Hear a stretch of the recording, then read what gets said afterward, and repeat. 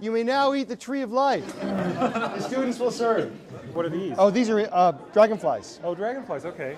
Scientists actually do science not because we get fabulously well-to-do and not because we get famous. We do it because we actually think it's fun.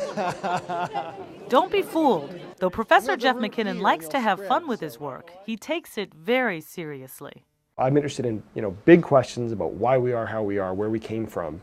And so what I do, evolutionary biology, ties philosophy to animals. Let's be aggressive about that. McKinnon is devoted to learning, but he didn't start out that way. As a kid, there was no pressure on me in school. He grew up in Vancouver, Canada, and started learning biology in the street. My interests are fish and animals. I spent my youth wandering around the ditches in front of my house. He became the first in his family to go to college, barely getting into the local university. So what happened next was a surprise.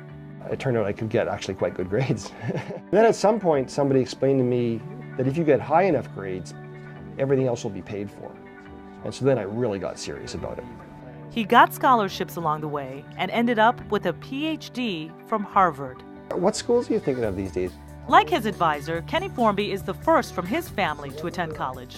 My parents think that me wanting to go to grad school is kind of an absurd notion. My family, nobody's gone to college. I know where they're coming from. And at Harvard, McKinnon learned to help them get where they want to go. There were a lot of folks there whose job was to help students figure out how to be successful. I wanted to take that philosophy and that ethic and bring it here. I was worried about our tree of life, but it's not bad.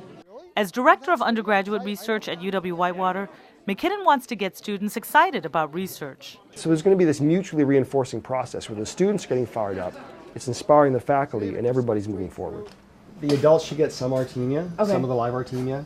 And he's pushing students to do something that worked for him. I think I'm going to have a paper published by the time I graduate. And that was a key to getting subsequent scholarships. If you have any kind of publication or any kind of academic work before you try to enter grad school, that's going to be huge. I think it's important to have a mentor like him.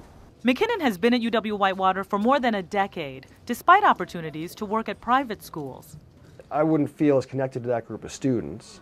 More than half of the undergrads here are just like him, first-generation students. And this is where he believes he can really make a difference. And I think a lot of it comes from being a parent, honestly. Because you care about young people, you just care about helping young people because that's what you do as a parent. What's the deadline on that? Jeff is pretty much like my academic family. And like a parent, he's not afraid to be tough to help a kid succeed. You need to have high expectations for yourself and push yourself. He's not afraid to tell me when I'm doing stuff right, not afraid to tell me when I'm doing stuff wrong.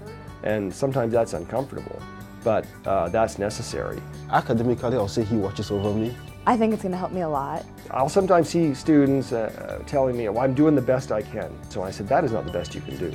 So what you need to do is realize what the best you can do is, and it's way better than that. He's been there and knows how to help make the journey fulfilling and fun. The rest is not so hard.